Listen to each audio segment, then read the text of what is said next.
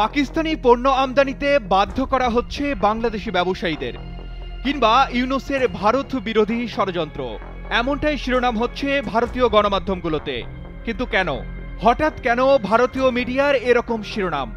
আর এই কেনর উত্তর খুঁজতে গিয়েই বেরিয়ে এলো চাঞ্চল্যকর তথ্য। শেখ হাসিনার সাথে সম্পর্ককে ব্যবহার করে চট্টগ্রাম বন্দরে নজরদারি চালাতো ভারত। চট্টগ্রামের সাথে যুক্ত থাকা বাণিজ্য রুটগুলোতেও থাকতো ভারতীয় কর্মকর্তাদের কড়া পাহারা, ফলে বন্দরের সব তথ্যই থাকতো ভারতের আওতায়। ভারতের শীর্ষস্থানীয় গণমাধ্যম এনডিটিভির এক প্রতিবেদনে এমনই বিস্ফোরক দাবি করা হয়েছে।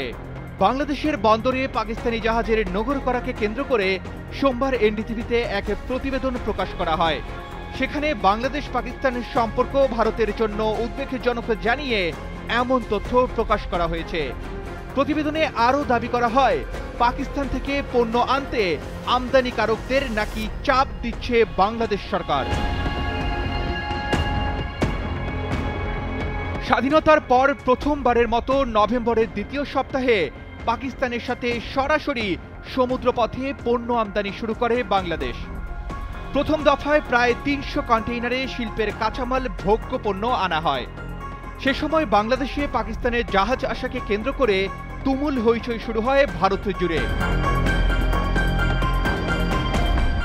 এক মাসের ব্যবধানে শনিবার আবারও পাকিস্তান থেকে জাহাজে নোঙর করে চট্টগ্রাম বন্দরে। এবার সেই জাহাজে পাকিস্তান থেকে পণ্য নিয়ে এসেছে আরও ৮ শতাধিক কন্টেইনার। করাচি বন্দর থেকে আসা পানামার পতাকাবাহী এমভি ইউয়ান জিয়াং ফাজান জাহাজ গতবারের তুলনায় দ্বিগুণের বেশি পণ্য বহন করছে। Soda ash, dolomite, marble block, electronics পণ্যের পাশাপাশি গার্মেন্টসের শিল্পের কাঁচামাল ও চীনের একটি বড় চালান এসেছে জাহাজটিতে। এসব তথ্য উল্লেখ করে ভারতীয় গণমাধ্যমগুলো বলছে, পাকিস্তান ও বাংলাদেশের সম্পর্ক জোরালো হচ্ছে, আর এমন ঘটনাকে ভারতের জন্য বিরাট উদ্বেগের বলে জানাচ্ছে এনডিটিভি। গণমাধ্যমটির প্রতিবেদনে বলা হয়, চট্টগ্রাম বন্দর বঙ্গোপসাগরের এক কৌশলগত গুরুত্বপূর্ণ স্থানে অবস্থান করছে। এক দশকের বেশি সময় ধরে আওয়ামী লীগ ও হাসিনার সরকারের সাথে সম্পর্ককে কাজে লাগিয়ে এই বন্দরে নজরদারি চালানোর কাজ করছে নয়াদিল্লি।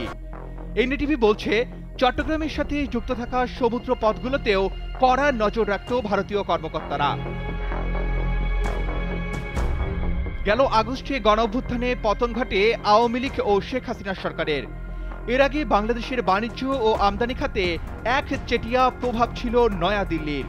ভারতকে অগ্রাধিকার দেওয়া ও বিকল্প বাজার তৈরি না হওয়ায় প্রতিবেশী দেশটির প্রতি নির্ভরশীলতা তৈরি হয় বাংলাদেশের। তবে হাসিনা সরকার পতনের পর বাংলাদেশে ভারতের একচেটিয়া আধিপত্য বন্ধের উদ্যোগ নেয় অন্তর্বর্তী সরকার। এই প্রেক্ষাপটে আঞ্চলিক দেশগুলোর সাথে সম্পর্ক জোরদারের কাজও শুরু করে। সেপ্টেম্বরে আঞ্চলিক প্রতিবেশী পাকিস্তানের প্রধানমন্ত্রীর সাথে প্রথম দফা বৈঠকে বসেন প্রধান উপদেষ্টা ডক্টর মোহাম্মদ ইউনূস। ২ মাসের ব্যবধানে মিশরের D8 সম্মেলনে আবারও বৈঠকে বসেন এই দুই নেতা। এছাড়াও বাণিজ্য সম্ভাবনা থাকা অন্য দেশগুলোর সাথেও যোগাযোগ বাড়িয়েছে ঢাকা। তবে নিজেদের শত্রু পাকিস্তানের সাথে বাংলাদেশের এই যোগাযোগ কোনোভাবেই মানতে পারছে না ভারত। সংখ্যালঘু ইস্যুতে মিথ্যাচার ও অভ্যন্তরীণ ইস্যুতে হস্তক্ষেপকে কেন্দ্র করে কয়েক মাসে ঢাকা দিল্লির সম্পর্ক একেবারে তলানিতে গিয়ে পৌঁছেছে। এদিকে ইকোনমিক টাইমস, এনডিটিভি সহ ভারতীয় গণমাধ্যমগুলো দাবি করছে, পাকিস্তান থেকে পণ্য আমদানির জন্য নাকি বাংলাদেশি ব্যবসায়ীদের চাপ দিচ্ছে অন্তর্বর্তী সরকার। এমনকি চট্টগ্রাম ও মংলা বন্দরে ভারতের প্রবেশাধিকার সংক্রান্ত বাংলাদেশে ভারত আমদানি চুক্তিগুলো পুনর্বিবেচনা করতেও নাকি সরকারে আলোচনা হচ্ছে।